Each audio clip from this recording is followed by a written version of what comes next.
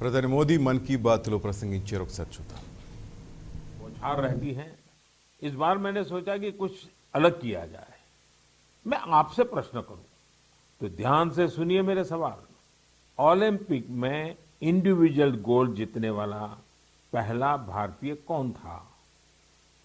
Olympic के कौन से खेल में भारत ने अब तक सबसे ज्यादा मेडल जीते हैं? ओलंपिक में किस खिलाड़ी ने सबसे ज्यादा पदक जीते हैं?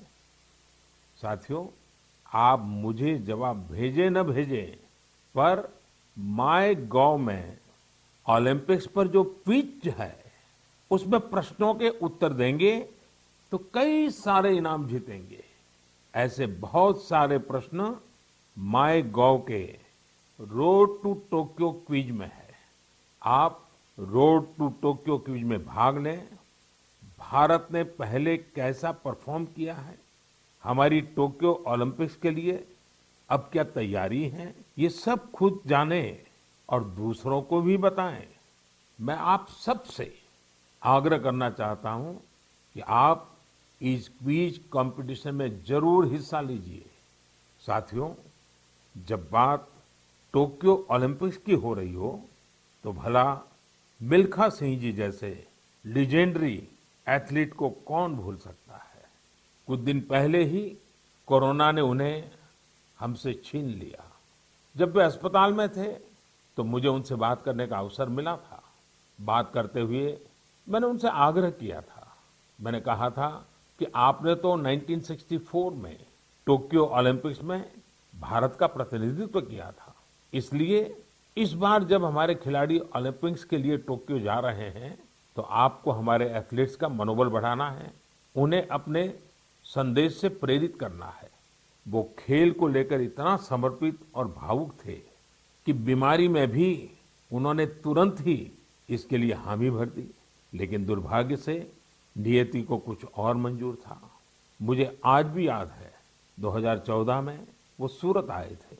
हम लोगों ने एक नाइट मैराथन का उद्घाटन किया था। उस समय उनसे जो गपशप हुई, खेलों के बारे में जो बात हुई, उससे मुझे भी बहुत प्रेरणा मिली थी। हम सब जानते हैं कि मिल्खा सिंह जी का पूरा परिवार स्पोर्ट्स को समर्पित रहा है, भारत का गौरव बढ़ाता रहा है। साथियों, जब टैलेंट, डेडिकेशन, डिटर्मिनेशन और स्पोर्ट्समैन स्पिरिट एक साथ मिलते हैं तब जाकर कोई चैंपियन बनता है। हमारे देश में तो अधिकांश खिलाड़ी छोटे छोटे शहरों, कस्बों, गांवों से निकल करके आते हैं।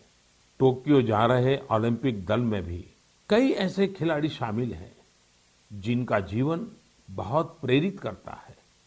हमारे प्रवीण जाधव जी के बारे में आप सुनेंगे तो आपको भी लगेगा कि कितने कठिन संघर्षों से गुजरते हुए प्रवीण जी यहाँ पहुंचे हैं। प्रवीण जाधव जी महाराष्ट्र के सातारा जिले के एक गांव के रहने वाले हैं। वो आर्चरी के बेहतरीन खिलाड़ी हैं। उनके माता पिता मजदूरी कर परिवार चलाते हैं और अब उनका बेटा अपना पहला ओलंपिक्स खेलने टोक्यो जा रहा है। ये सिर्फ उनके माता पिता ही नहीं, हम सभी के लिए कितने गौरव की बात है। ऐसे ही एक और खिलाड़ी हैं हमारी नेहा गोयल जी। नेहा टोक्यो जा रही महिला हॉकी टीम की सदस्य हैं। उनकी माँ और बहनें साइकिल की फैक्ट्री में काम करके परिवार का खर्च जुटाती हैं। नेहा की तरह ही दीपिका कुमारी जी के जीवन का सफर भी उतार चढ़ाव भरा रहा है। दीपिका के पिता ऑटो रिक्शा चलाते हैं और उनकी माँ नर्स हैं। और अब देखिए, दीपिका अब टोक्यो ओलंपिक्स में भारत की तरफ से एकमात्र महिला तीरंदाज हैं।